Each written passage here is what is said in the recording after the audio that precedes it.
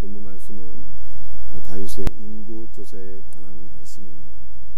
1절 말씀 제가 읽어드립니다. 여호와께서 다시 이스라엘을 향하여 진노하사 그들을 치게 하시려고 다윗을 격동시키사 가서 이스라엘과 유다의 인구를 조사하라 하신지라. 여러분들 사무엘하 24장 1절 말씀은 이해하기가 쉽지 않은 그런 말씀입니다. 인구조사가 죄인데 여호와께서 다윗을 격동시키셨습니다. 충동질을 하셔서 다윗으로 하여금 이스라엘과 유다의 인구를 조사하게 하셨다, 이렇게 말씀하고 있는 것입니다. 그러면 우리 하나님께서 사람으로 하여금 죄를 짓게 하시는 분인가, 우리가 이렇게 생각이 드는 것입니다. 그런데 역대상 21장 1절 말씀을 보게 되면 사탄이 일어나서 다윗을 충동질해서 이스라엘의 인구를 계수하게 했다, 이렇게 말씀하고 있습니다. 그래서 사무엘하 24장 1절과 역대상 21장 1절 말씀을 연결해서 종합적으로 생각해 보면 사탄이 다윗을 충동질해서 다윗으로 하여금 이스라엘의 인구를 계수하게 했는데 하나님께서 그것을 허용하셨다라고 하는 뜻입니다. 그렇다면 하나님께서는 왜 사탄이 다윗을 충동질해서 이스라엘의 인구를 계수하는 것을 허용하셨을까? 그것은 1절 말씀을 보면 이스라엘을 향하여 진노하사 그들을 치려 하심이었다 라고 말씀하고 있는 것입니다. 하나님께서 이스라엘을 향하여 진노하신 이유는 무엇입니까? 하나님께서 이스라엘을 향하여 진노하신 이유는 반복된 반역 때문이었어요. 압살롬의 반역 사건이 있게 되었습니다. 그리고 연이어 세바의 반역 사건이 있게 되었습니다. 이것은 겉으로 보기에는 다윗 왕을 향한 반역이었지만, 그러나 궁극적으로는 다윗을 이스라엘의 주권자로 세우신 하나님을 향한 반역이었어요. 하나님께서는 이 반역죄를 무겁게 여기시고 이스라엘을 징계하기 위해서 다윗으로 하여금 인구를 계수하게 하셨다라고 말씀하고 있는 것입니다. 여러분들, 반역죄가 중한 죄를, 그러므로 우리는 우리 안에 이 반역죄가 있는 것은 아닌가 돌이켜봐야 됩니다. 여러분들, 반역죄가 무엇입니까? 왕이신 하나님을 부정하고 내가 스스로 왕이라고 생각해서 내 고집대로 내 멋대로 살아가는 것이 바로 반역죄인 것입니다. 그리고 이것이 성경에 말씀하고 있는 원죄인 거예요. 하나님이 어디 있느냐? 내가 하나님이다, 내가 왕이다, 그러므로 나는 내 뜻대로 살아봐야 되겠다 라고 하는 것이 원죄요 반역죄인 것입니다. 사랑하는 성도들이요, 우리 안에 이러한 교만한 반역죄가 있는 것은 아닌지 돌이켜보면서 우리 모두 다 왕이신 하나님, 우리 주 예수 그리스도의 왕권을 인정하면서 그분의 뜻을 살피며 주 예수의 뜻대로 순종하며 살아갈 수 있는 복된 은혜가 있기를 예수님의 이름으로 축복합니다. 다윗 왕이 요압에게 인구를 조사하라고 명령하게 됩니다. 너는 이스라엘 모든 지파 가운데로 다니며 이제 단에서부터 부엘세바까지 인구를 조사하여 백성의 수를 내게 보고하라. 여러분들, 단에서 부엘세바까지는 하나의 관용구 같은 것이죠. 여러분들, 단은 이스라엘의 최북단에 있고 부엘세바는 이스라엘 최남단에 있는 지역입니다. 우리나라로 표현하게 되면 백두에서 한라까지라고 하는 표현인 것입니다. 너는 백두에서 한라까지, 단에서부터 부엘세바까지 모든 것을 다니며 이스라엘 백성들의 숫자를 계수하라. 인구조사를 요압에게 명령했습니다. 여러분들, 인구조사는 하나님 보실 때 큰 죄악이었어요. 여러분들, 인구조사가 왜 죄입니까? 인구를 조사해서 백성들의 숫자를 정확하게 알아야 효율적인 통치를 하는 것 아니겠습니까? 세금도 정확하게 거둘 수가 있고, 백성들의 숫자를 알아야 집도 지을 수 있고, 양식도 공급할 수 있고, 여러분들 효율적인 통치를 위해서는 인구조사는 필수인 것입니다. 그런데 오늘 본문 말씀 사무엘하 24장에 나타난 다윗의 인구조사는 죄인 것입니다. 왜 죄일까요? 동기가 잘못되어서. 동기가 이스라엘의 국력을 과시하고 드러내기 위함이었습니다. 보라, 내가 통치한 이스라엘의 국력이 백성들의 숫자가 이렇게 많다고 하는 자신의 국력을 드러내고 과시하기 위함이었습니다. 또한 이스라엘의 하나님을 의지하지 아니하고 이스라엘의 국력을 의지하고자 하는 다윗의 교만이었고 불신앙이었던 것입니다.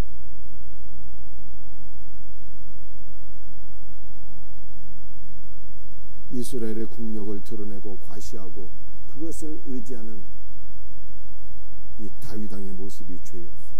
그런데 이 죄를 히스기야도 지었습니다. 히스기야가 죽을 병에 걸렸는데 하나님의 은혜로 살아나게 되었습니다. 천하만국에 그 소식이 퍼져나가게 되었어요.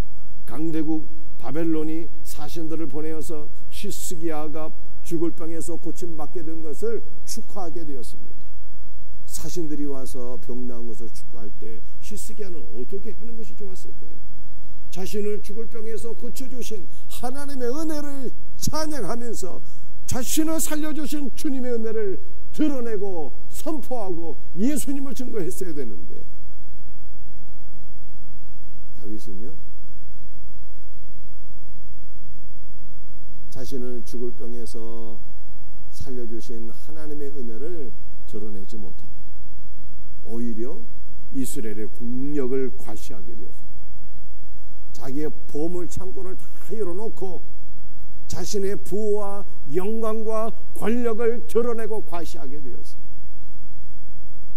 그때 어떤 일이 일어나게 되었습니까? 히스기야에 갖고 있는 모든 이 금은보화와 부와 영광을 사신들이 바라보고 본국에 가서 왕에게 고하게 되니 바벨론 왕이 그것을 탐내서 이스라엘을 침략해서 남유다가 멸망하게 된 것입니다. 그러므로 성경이 무엇을 우리에게 지금 말씀하고 있는 것입니까? 여러분들, 우리에게 진정한 위기는 언제인가? 고난의 위기가 아니라 형통할 때가 위기라니까. 내가 잘 나가고 부하고 강건하고 그때가 위험한 때라고 하는 것입니다.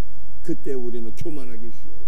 자기의 영광을 드러내고 과시하고 자랑질하기가 쉽습니다. 그때 하나님의 심판이 온다는 것입니다. 여러분들, 우리는 잘 나가고 부와 영광이 크게 자랑이 될 때 누구를 드러내야 되는 것입니까? 하나님을 인정하고 하나님을 드러내고 주 예수 그리스도를 선포하며 주님께 영광 돌려드릴 수 있는 복된 은혜가 있기를 예수님의 이름으로 축복합니다. 다윗은 이것을 하지 못했어요. 자신의 부와 영광이 크게 달하게 될 때 그것을 과시하고 싶어서 인구조사를 했다라고 하는 것입니다. 요압이 인구조사를 해서 보고를 하게 됩니다. 이스라엘에서 칼을 빼는 담대한 자가 80만 명이요 유다 사람이 50만 명이었더라. 합계를 내보니까 몇 명입니까? 130만 명이에요. 여러분들, 출애굽, 이스라엘이 애굽에서 떠나는 때가, 출애굽할 때가 주전 1446년도였는데 그때 이스라엘 인구가 몇 명이었습니까? 20세 이상으로 전쟁에 참여할 수 있는 남자의 숫자가 60만 명이었어요. 60만 명. 여러분들, 다윗은 대략 언제적 사람인가 하면은 주전 1000년경에 살았어요. 600년의 시간이 지났습니다. 출애굽에서 600년이 지났는데 말씀이죠. 이스라엘의 인구는 2배 조금 넘게 증가했어요. 근데 이거 많이 증가한 건 아닙니다. 우리나라의 경우를 보니까 지금 우리나라 인구가 대략 5천만 명인데요. 600년 전 조선시대 1400년 경에 조선의 인구는 570만이었어요.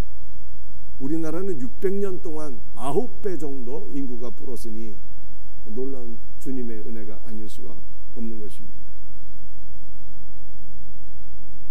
그런데 인구조사가 끝나고 나서 이 조사가 끝나고 나서 이것이 하나님 앞에 죄인 것을 다윗이 깨닫게 되었습니다. 처음부터 인구조사는 해서는 안 되는 일이라고 요압이 다윗 왕에게 간곡하게 충원을 드렸어요.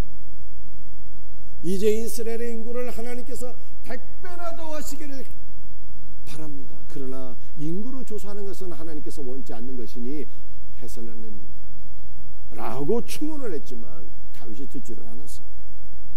신명이 교만해서 듣지를 않았어요. 그런데 인구 조사가 끝나고 난 이후에는 다윗이 자신의 죄를 깨닫게 됩니다. 다윗이 회개하죠. 10절 말씀입니다. 다윗이 백성을 조사한 후에 그의 마음에 자책하고 다윗이 여호와께 아뢰되 내가 이 일을 행함으로 큰 죄를 범하였나이다. 여호와여 이제 간구하옵나니 종의 죄를 사하여 주옵소서. 내가 심히 미련하게 행하였나이다. 하나님 앞에 이처럼 자신의 죄를 회개합니다. 여러분들 다윗은 복 있는 사람이었어요. 다윗은 진실로 은혜가 있는 사람이었습니다. 왜 그렇습니까? 죄 짓고 나서는요 깨닫고 돌이켰어요. 여러분들 죄를 지어도 죄인 것을 모르는 것이 더 큰 죄인 거예요.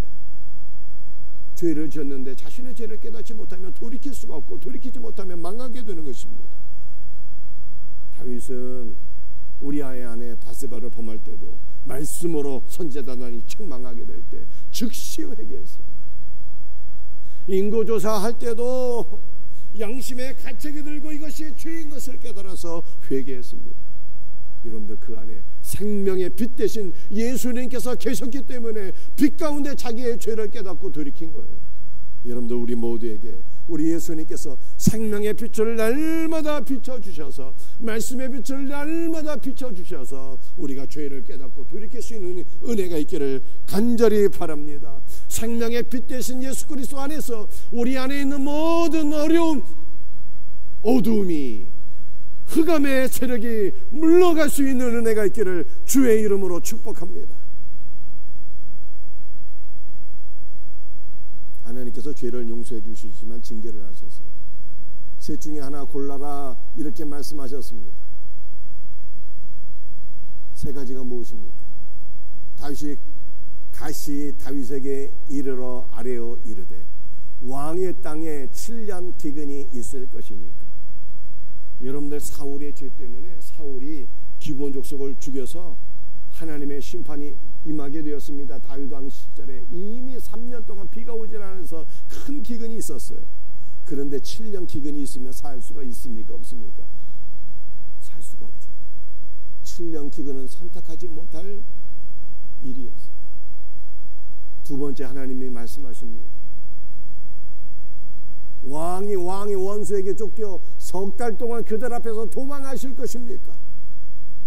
여러분들 다윗 왕 때 이미 두 번의 반역이 있었습니다. 압살롬의 반역이 있었고 세바의 반역이 있었습니다.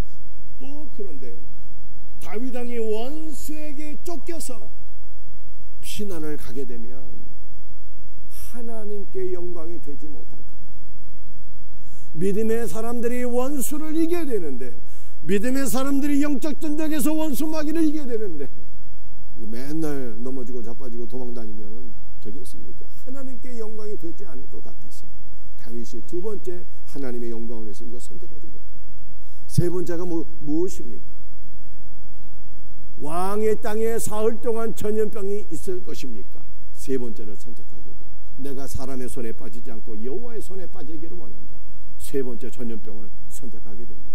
이 세 번째 전염병을 선택하게 되었을 때 단에서 부의 세바까지 전염병이 돌아서 7만 명이 죽게 됩니다. 그때 다윗이 하나님 앞에 회개합니다. 주여 내가 범죄하였거니와 어찌하여 이스라엘 백성들이 이렇게 많이 죽게 되는 것입니까? 주여 내 백성을 징계하지 마시고 나를 징계하옵소서. 다윗이 하나님 앞에 회개하게 됩니다. 그때 하나님께서 살 길을 열어주세요. 18절 말씀 우리 한번 같이 이 말씀 읽겠습니다. 이날에 같이 다윗에게 이르러 그에게 아뢰되 올라가서 여부스 사람 아라우나의 타작 마당에서 여호와를 위하여 제단을 쌓으소서.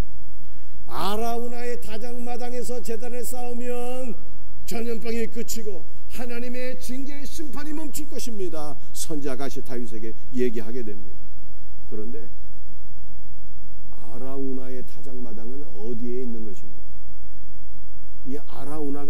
여부수 사람이라고 얘기하고 있잖아요. 여러분들 다윗 왕 이전에는 예루살렘이 정복되지를 못했어요. 다윗 왕 이전에는 예루살렘을 차지하고 살던 사람이 있었는데 그들은 여부수 족속이었습니다. 그래서 아라우나는 여부수 족속의 사람이었고 그의 타작마당은 어디에 있는 거예요? 예루살렘에 있는 거예요. 예루살렘.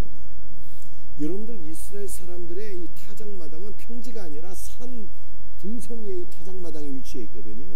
여부수 사람 아라우나의 타작마당은 어디에 있는 곳입니까? 예루살렘에 있는 모리아 산에 그 아라우나의 타작마당이 있는 거예요. 그래서 다윗은 이 아라우나의 타작마당에서 여호와를 위하여 제단을 쌓게 됩니다. 그때 하나님께서 다윗의 기도를 들으시고 모든 재앙이 멈춰지게 되는 거예요. 그런데 여기서 우리가 기억해야 될 것은 아라우나의 이름의 뜻이 아라우나의 타작마당에 제단이 쌓아지게 되고 하나님께서 그 기도를 받으시거든요. 여러분들 아라우나의 타작마당에 제단이 쌓여지게 되고 그 다음에 이 아라우나의 타작마당에 무엇이 세워지게 됩니까? 성전이 세워지게 되는 거예요. 솔로몬 성전이 아라우나의 타작마당 모리아산에 세워지게 되는 것입니다. 여러분들 아라우나의 이름의 뜻이 있어요. 아라우나의 이름의 뜻은 내가 기뻐 외치리라, 내가 기뻐 춤추리라. 이게 아라우나의 이름의 뜻이에요. 아라우나가 왜 기뻐 외칩니까? 아라우나가 왜 기뻐서 춤춥니까? 그것은 자신의 타작마당에 여호와를 위한 제단이 쌓여지게 되고 자신의 타작마당에 여호와의 성전이 세워지기 때문에 나는 기뻐 외친다, 나는 기뻐 춤추리라, 그렇게 고백합니다. 여러분들 한번 생각해 보시기 바랍니다. 우리의 가정에 여호와 하나님을 위한 성전이 세워진다. 이게 얼마나 큰 축복이겠어요. 우리의 가정이 하나님께 바쳐져서 우리의 가정을 통해서 하나님의 나라가 세워지고 교회가 세워지고 하나님께 영광이 되고 마음 백성이 구원을 받는다면 이것이 얼마나 놀라운 축복이겠습니까? 이 놀라운 은혜가 있기를 주의 이름으로 축복합니다. 여러분, 우리의 모든 것은 다 주님의 것이에요. 우리의 몸과 영혼도 다 주님께로 왔어요. 우리의 가정도, 우리의 직장과 사업장도, 우리의 자녀들도, 우리의 시간과 우리의 물질과 우리의 인생 전체가 다 주님의 것이에요. 그러면 우리의 모든 것이 주님께 드려지게 될 때 하나님 우리의 것을 통해서 성전을 세우시고 하나님의 나라를 세우시고 마음 백성이 구원받게 하신다라고 하는 말씀. 사랑하는 성도들이 한 소년 자신이 갖고 있는 보리떡 5개 물고기 2마리를 주님께 드렸는데 주님께서 그것을 받으시고 수많은 사람들을 먹이시며 수많은 사람들이 남자만 5,000명이 생명의 말씀을 듣고 그날에 구원받는 일이 있었더라라고 말씀하고 있잖아요. 아라우나가 자신의 타작마당을 주님께 드리게 될 때 그곳에 성전이 세워지고 만백성이 구원받게 되었고 작은 소년이 자신의 보리떡 5개 물고기 2마리를 드릴 때 만백성이 생명의 말씀을 듣고 구원받는 역사가 일어나게 되었어요. 사랑하는 성도들이, 여러분에게 있는 가장 귀한 것이 무엇입니까? 그거 다 주님의 것이에요. 우리의 것을 주님께 드릴 때 교회가 세워지고 하나님의 나라가 세워지고 만백성이 구원받을 수 있으면 나는 기뻐 춤추리라, 나는 기뻐 외치리라, 할렐루야. 이것이 아라우나의 신앙 고백이었다라고 하는 것입니다.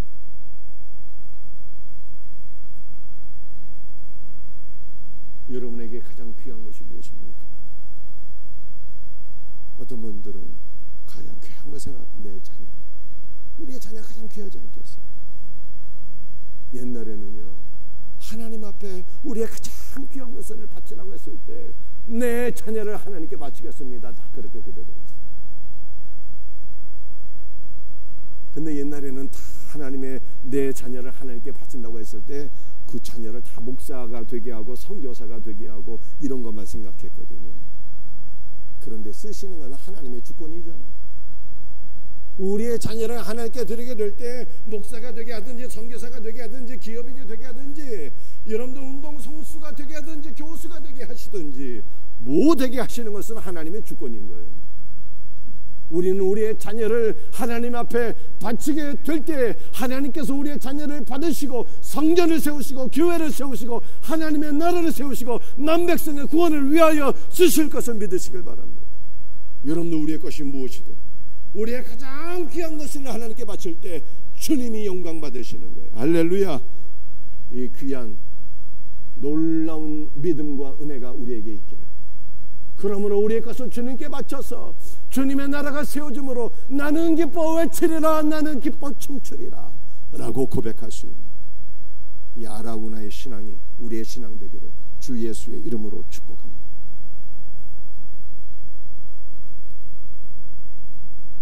마지막 25절 말씀 함께 말씀을 읽겠습니다. 그곳에서 여호와를 위하여 제단을 쌓고 번제와 화목제를 드렸더니 이에 여호와께서 그 땅을 위한 기도를 들으시며 이스라엘에게 내리는 재앙이 그쳤더라. 여러분들 아라우나의 타작마당 모리아산입니다. 이 모리아산에서 두 번의 위대한 제사가 드려지게 되었습니다. 첫 번째 제사는 아브라함의 제사였죠. 아브라함이 하나님의 말씀을 따라서 이삭을 번제물로 드리는데 하나님께서 내 손을 멈추어라 라고 말씀하셨어요. 그래서 순양을 번제로 드리게 되는데 하나님께서 그 순양 예수 그리스도를 가리키는 거예요. 순양을 받으시고 이삭을 살려주십니다. 이삭이 살아나게 되었어요. 순양은 그리스도를 가리키는 거, 이삭은 우리를 가리키는 거죠. 그리스도의 희생제사로 말미암아 우리 모두가 죄와 사망에서 구원받게 되었다. 이것이 아브라함의 제사에서 우리에게 보여주고 있는 말씀인 것입니다. 두 번째 위대한 제사가 드려지게 되었어요. 두 번째 제사는 다윗의 제사입니다. 아라우나의 타작마당에 다윗이 제단을 쌓고 여호와를 위하여 번제와 화목제를 드렸더니 그날의 재앙이 그쳤더라 라고 말씀하고 있습니다. 다윗은 그리스도를 가리키는 거예요. 다윗이 드린 번제와 화목 제물도 그리스도의 희생제사를 가리킵니다. 예수님께서 자기 자신을 희생제물로 하나님께 바치셨으니 이것이 십자가의 은혜인 것입니다. 십자가의 은혜로 말미암아 우리를 향하신 하나님의 모든 진노와 저주의 재앙이 그쳐지게 되고 우리는 은혜와 복을 받게 되는 거예요. 그리스도의 풍성한 생명을 누리는 복된 은혜를 우리가 누리게 되었다라고 하는 것입니다. 오늘 하루도 예수님의 십자가에서 나의 죄가 해결되고 나의 저주가 해결되고 우리 모두는 그리스도의 풍성한 은혜와 생명을 누리게 된 것을 믿고 이 놀라운 은혜가 우리 모두에게 날마다 충만하게 넘치기를 예수님의 이름으로 축복합니다. 기도하시겠습니다. 아버지 하나님 감사합니다.